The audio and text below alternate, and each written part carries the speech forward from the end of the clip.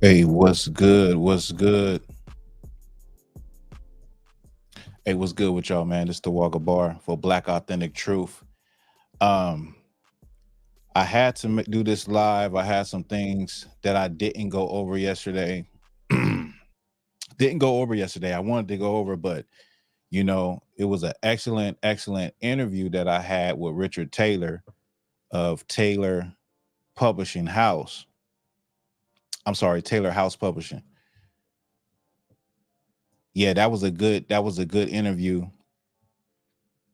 Really was a conversation, but I did have a few questions for him. And just to recap a little bit, we talked about Javion McGee, which was something that has been in the airwaves. And this brother was the only brother that I actually seen bringing out information that the news outlets wasn't carrying. So that's why I even reached out to him.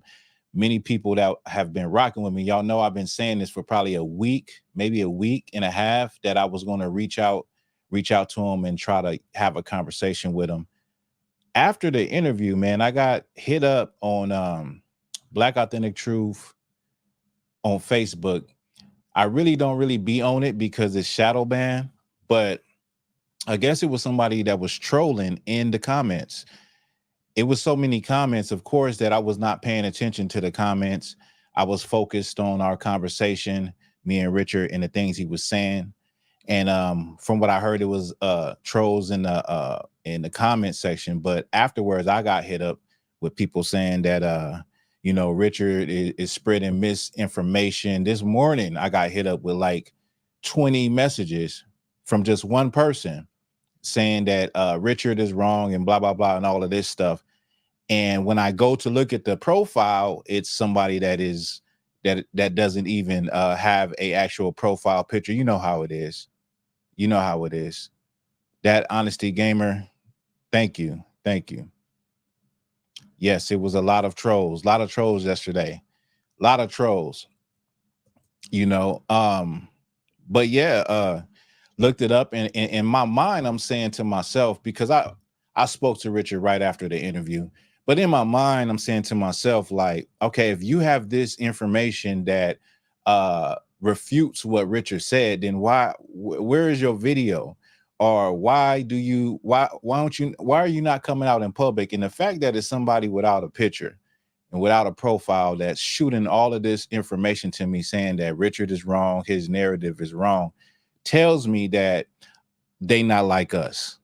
Tells me that it's most likely it's not a black person that's saying this, and also tells me that the media's narrative on that story is what they believe also, and just go with the flow. So what other reason would you have unless you have some solid concrete evidence saying that Richard, he's not representing the family and all of this stuff, where y'all heard it yesterday. He said he was going to be talking to the father today. So, just a lot that came out of that. And I also got some people hitting me up for appreciation for that interview. They said it was a good interview, and to, keep pushing, keep doing what I'm doing, him keep doing what he's doing. So overall, that interview was, something that, and I keep saying interview, really was a conversation. Y'all know I asked some questions, but as we started to really bring out experiences and things, it was really like also a conversation. So you could say interview / conversation. Overall, I think it was beneficial just to get the word out. Many people don't know. And so, yeah, shout out to that brother. Shout out to Richard once again. Appreciate that. And I'll be reaching out to more people. I want to actually talk to Dr. Joyce DeGruy. She wrote the book, Post-Traumatic Slave Syndrome, where she brings out the trauma that's embedded in our DNA and the trauma that's passed down generational, which y'all hear me talk about a lot. So, yeah, it's a lot of different people I have in mind that possibly I can get them to have a conversation with me. I'm just a how can I say, I'm a nobody. I'm a servant of the people. You know what I'm saying? So if you can sit down with me and a couple of other names, big names, that would be really big. That would really be really big just for that perspective. Also, what I want to bring out about that conversation / interview we had is some of the experiences. I'm gonna talk about Asheville. I asked Richard about Asheville. He gave a little insight. Black Mountain, Sundown towns, particular towns that are the population is mostly Caucasian. So I'll get into that. So let me just get into this live. It's not going to be a real long live, but there's some things I want to bring out that I did not bring out yesterday. Now, one of the things before I get into the meat of what I want to talk about is, this content creation thing. Like, many people that you see that make videos and everything, they have whole lives that they have, a stack of different things that they are doing on a daily basis, not to mention the slavery, which is a job. They got to clock in, and content creation is like another job, to be honest with you. Like, the work that people put in behind the scenes is immense. The work that you have to put in, dedication, especially if you're a one person show like myself. Like, a lot of these people you see that generate, are monetized and make a lot of money, they're able to have whole teams. They're able to have people that can put together videos, that could research articles for them, that does all of the studio stuff, the mics, the cameras, the lights, the action, all of that stuff. And all they have to do is just, sit down and perform, sit down and talk. Many of us don't have it like that, and including myself, we don't have it like that. So this takes a lot of effort, takes a lot of dedication. It takes, you actually have to be, it's not for the weak of heart. You have to actually be in it. You have to actually be determined. It has to be a passion that you enjoy doing, because that's where it's going to depend on whether or not this thing is for you. When it comes to the things that me and Richard talked about yesterday, we was talking about the fact that, how we came up and what sparked our interest in Black history. Well, that is something that you're going to have to have. You're going to have that thing in you that you like to do. And my thing was what I do. And so it's not actually hard, but it's not easy either. And so you see people that, they they blow up overnight, or you have that viral moment. I had a viral moment. I brought out the fact that I have a Black Authentic Truth on Facebook. I don't use it anymore because it's the second one I had. The first one I had, it went viral. I had a video that went super viral, and I had nearly 90,000 followers on Facebook. That page got taken down. It got hacked. It got taken down. I started a new page. Well, this page is shadow banned. So I've had 7.5 thousand followers for like 3 years. Although I get notifications for new followers, the number never goes up. And that's kind of like how you're shadow banned. Black Authentic Truth here. When we got off of the interview yesterday, the video was already flagged. I don't know about on Richard's side, but on my side, my video the live stream was already flagged. So a lot of times, content creators that speak truth, talking about things that people don't want to hear, don't want to come to light, they're shadow banned. And there's no way to actually prove it, but through the numbers that you're being suppressed. So in order for brothers and sisters to stick with something like that, you got to really care about what you're doing and enjoy it to a certain extent. I'm not making no money off of it, but you gotta enjoy it to a certain extent to where you're still pushing and you're getting that content out. Once again, it's not for the weak of heart. You know what I mean? But I thank brothers and sisters for the support, people that's been rocking with me. Also, the way you can support me is you could go to my store at blackauthentictruth.com and get you one of these fly shirts where we have all different type of styles. But I don't know if you can see it. This is Strange Fruit. This is Willie Francis.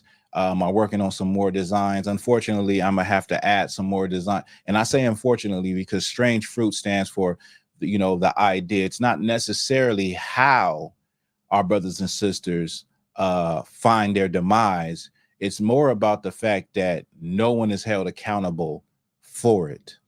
Okay, so Strange Fruit, the Black Authentic Truth shirt. Shout out to Black Rain. Black Rain, if you're looking at this live or if you see it later, shoot me at the Thawahgabar Gmail. Shoot me your information. Go look on the stores, see what shirt you want, what color, what size. Give me that information. I'm gonna send a shirt to you because you always rock with me. Black Rain 303. I seen you in the comments yesterday. So shout out to you. Right? But yeah, this content creation thing, it's not for the weak. Not for the weak in no shape, form, or fashion. So I want to get into Keion Henderson. Now, that's what I wanted to cover yesterday. But so much information was dropped yesterday that I said, you know what, we can do this another time. And we went a lot longer than I actually thought we were going to go on that conversation / interview. But I'm going to get this story. People have already heard this. This is about a week old, I believe, with Keion Henderson. So let me pull this video up.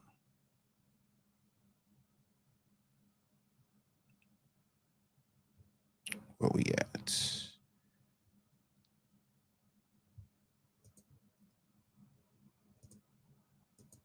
No blessing connected to blessing the poor other than getting back what you gave to them, but no multiplication. Multiplication is segregated for tithes and offering. When you give to the poor, the only thing you do is help them, but you don't help yourself. So when you give $1 to somebody on the street talking about I did my job, God like, thank you, but it ain't gonna help you. Now, that's crazy. That's straight up crazy.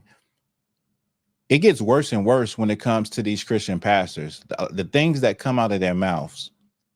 Now, there was somebody in that crowd that said, that's a good teaching. It reminded me of, y'all remember Coming to America, the first one, when they in that place and the pastor is up there preaching and one of those older dudes say, he good, that boy good. Or the brother's about to sing and he said, this boy good. We are so in the Black community, we have this level of ignorance that is beyond belief. Now, this is supposed to be a man of God. These are supposed to be people of God that are agreeing with what he is saying, that do not give to the poor. You rush to give to the poor, but that ain't gonna help you. And then he goes on to say, you're not giving tithes and offerings. And so it's really just a psychological slick way of saying that money should be coming to me. You should be bring that. See, you're gonna get blessed if you bring the money into the church, not when you're giving it to the poor. Now, I'm gonna bring out a precept. Just read one precept. Let me read this precept. Let me read this real quick. This is Proverbs 19 and 17. It says that he that hath pity on the poor lendeth unto the Lord.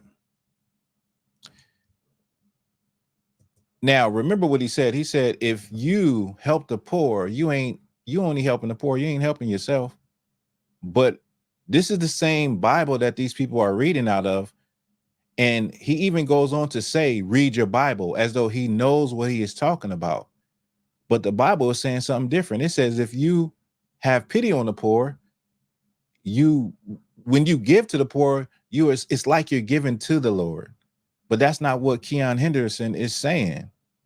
Let me play a little more. Read your Bible. He said, read your Bible. Well, I just read a precept to you. It's obvious that these people are pulpit pimps. It's obvious that these people, men like Keion Richardson, who, mind you, he just asked for $2,100 in 21 days from his parishioners. Matter of fact, he made a video that was to anybody that wanted to support his online church, because the church was destroyed in a storm in Texas. And he was having church in Joel Osteen's church at the time. I think they still are. And he said they don't got time to wait on the insurance money.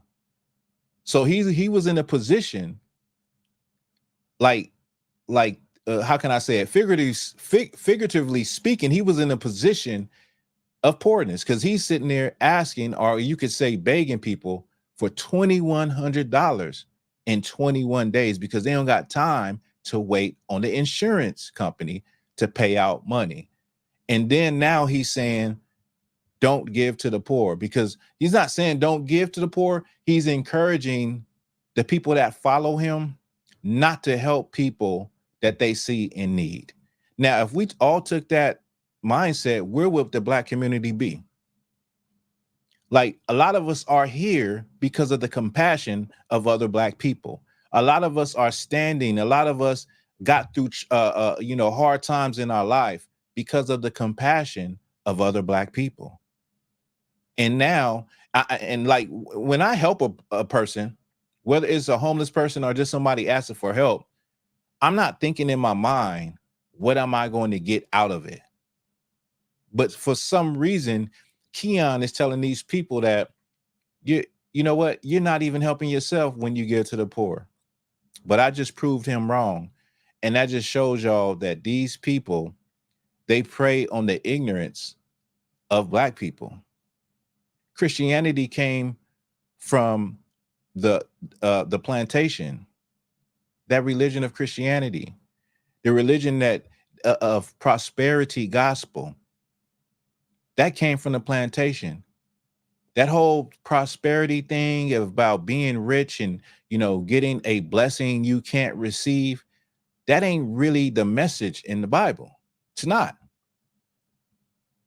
But because our people would rather listen to people like Keion Henderson, and our people are captivated by these people that wear nice clothes, nice shoes. The same way people in the hood is captivated by the drug dealer that has the car with the big rims. He has all the money. The same way our people are captivated by a pimp. He has all the girls. He controls all the girls. He wears nice clothes. The same way our people are captivated by entertainers. They have a nice lifestyle. They wear nice clothes. They go nice places. They do nice things. Well, that's the same way the followers of these Christian pastors are. They're captivated by these pastors, thinking that these people are truly, truly men of God when they are not.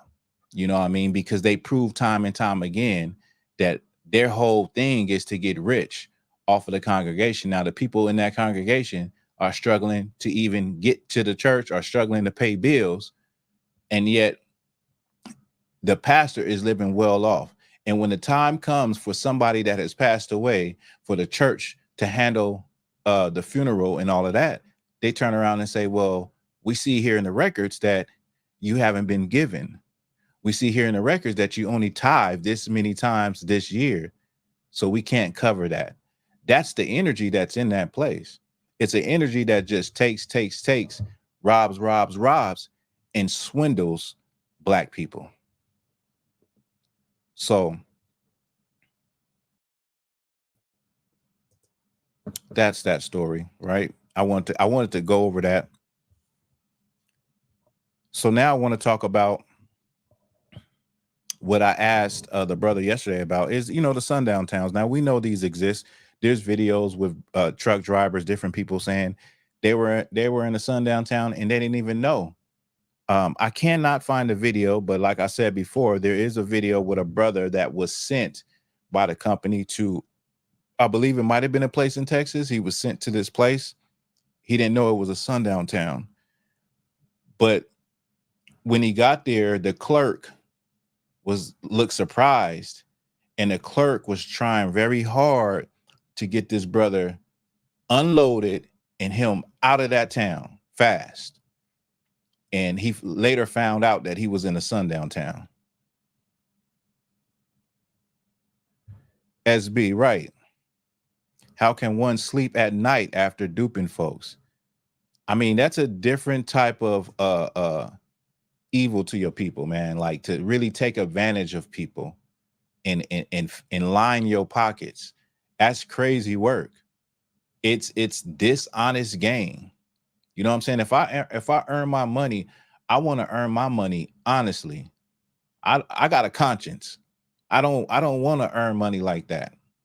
I don't think nobody really does want to do that, but it's done in that whole arena of Christianity and that Christian church. They be getting folks. And it's because of our people's ignorance to what's really going on. And it's just a business. That's all it really is. Let me remove this. Now, I came across an interest. Now, I remember I asked about Asheville yesterday.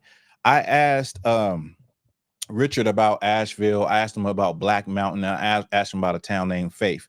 Some of these places I actually had just looked up online, right? I just looked up online sundown towns. I was looking on Reddit. I was reading some forums about sundown towns, because how would there actually be an official list of sundown towns? I had seen a map online. It was on social media. And when you went on the map, it's an interactive map where you could actually add cities and towns, and it was the whole map of America. It was littered with different places. So I went to the West Coast. I went to California, and it had cities that I know for sure is not a sundown town. Like, literally, it had places that I frequent, and I'm like, that's wrong information. So there is no real way of knowing other than the experiences of people, real life people. There's really no one is going to admit like, yeah, this is a sundown town. That's never going to happen, so just keep that in mind. But I had asked him about Asheville. Now, the reason I asked is because there's been a video floating around with Black people saying that Hurricane Helene swept through sundown towns, only sundown towns. And I was like, ooh, that's a cold one. That's crazy, right? So one of these places that was named was Asheville. And so it didn't take me much searching to go online and find this. Now, before I go into this article, let me just pull this video up.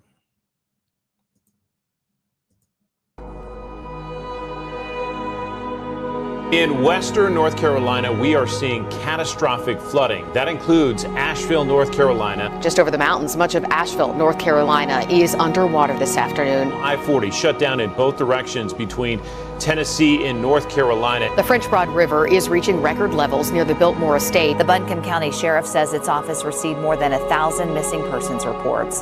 Thousands of people are still without power and water. Areas of the city are completely underwater, trapping people without basic supplies.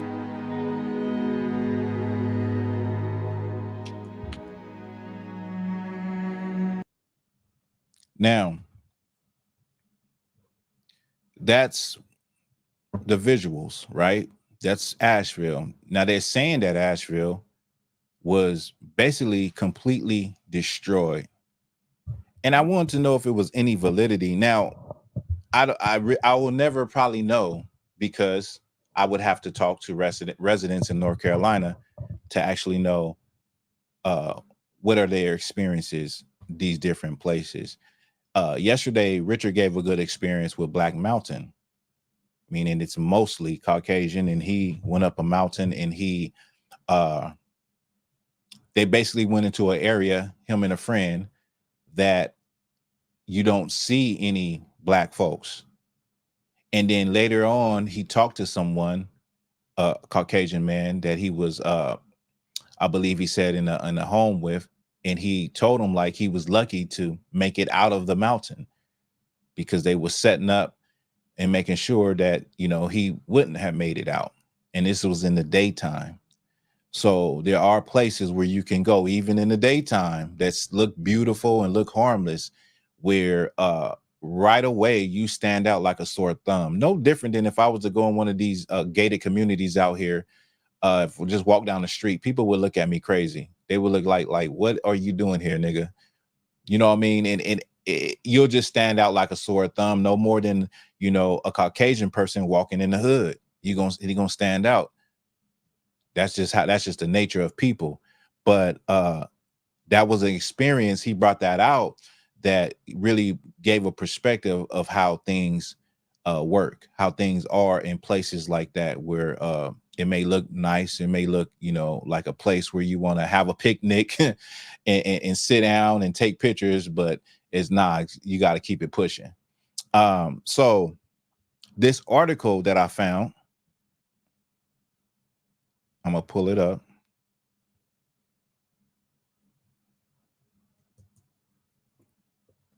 Now let me go here.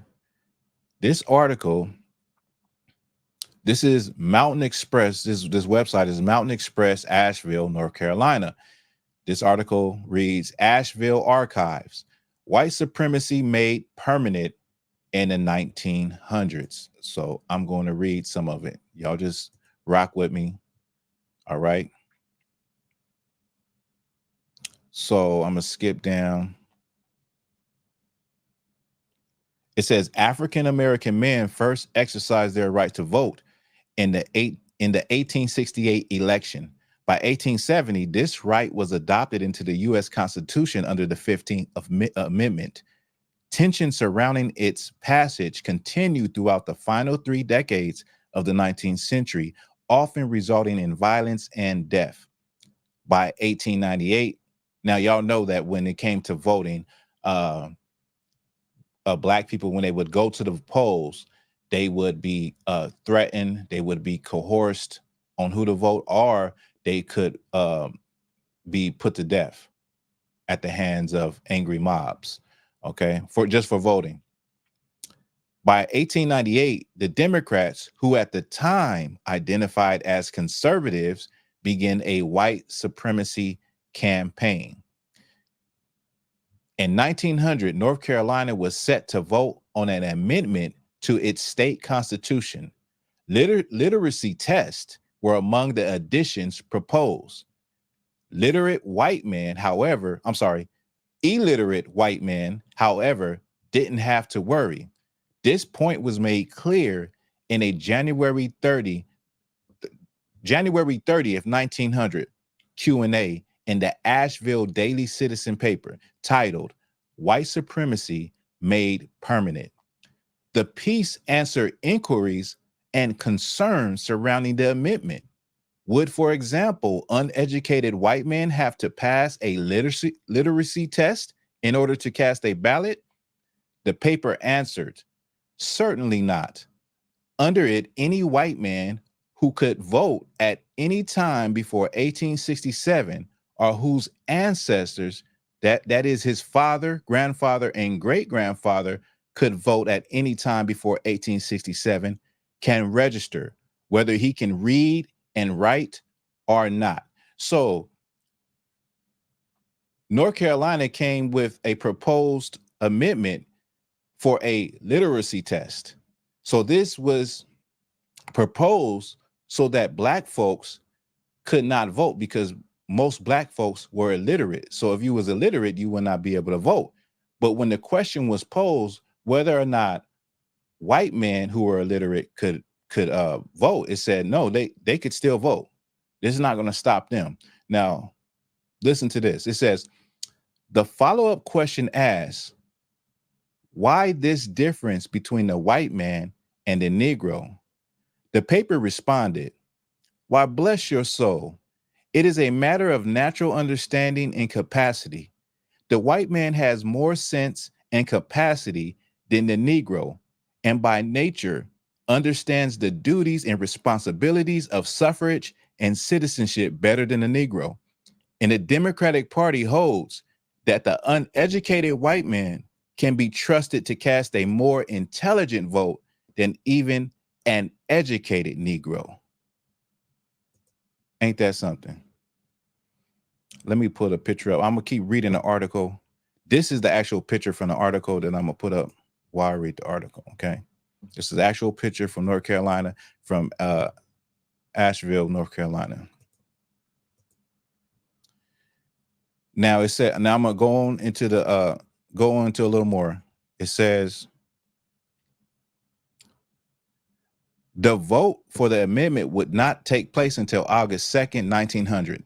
In the meantime, a push for its passage took several forms, including the creation of Asheville's own Young Men's White Supremacy Club.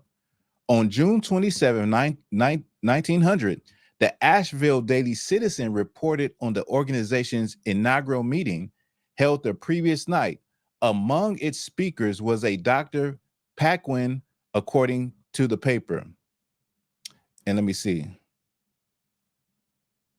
It says that Dr. Paquin declared that the amendment ought to be carried in such a way as would convince the people of the North that the question was of supremacy of the white man and not a partisan one. He declared that it was ridiculous and absurd to give the Negro or any other debased race political equity with the Anglo-Saxon. Mr. Paquin's speech pleased the club so much that it was resolved to ask him to write out his views for publication. So I'm gonna read some of the stuff and then I'll end with that. It says, the article went on to include the many transparencies we carry in the procession. According to the paper, some of these signs read, so let me see. So they had a procession. They went out on the streets. They had a torchlight procession, tiki torch. They went out in the streets of downtown Asheville, and 1,200 to 1,500 people.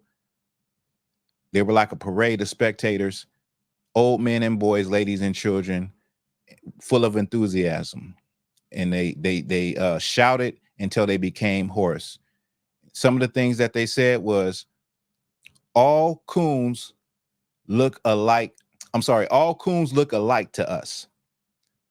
Give white supremacy 1,000 in Buncombe. White supremacy is life. Black supremacy is death. So these are some of the things. This is the history. Now, getting back to the question, right? Let's get back to that question. When I asked about Asheville being a sundown town. Well, we know that things change, attitudes change, but everybody has their own experiences. So we can't say, like I said earlier, we could never know if a place officially on record is a sundown town. We can only know from the records, from the experiences of people. That's the only way we will actually know about places, is if we get an actual account, something tangible, real evidence. So we'll never know if Asheville, North Carolina is one of those places, but we do know the history of Asheville, North Carolina. And let me just read some of the, let me see if I can share this. Let me see. Share it.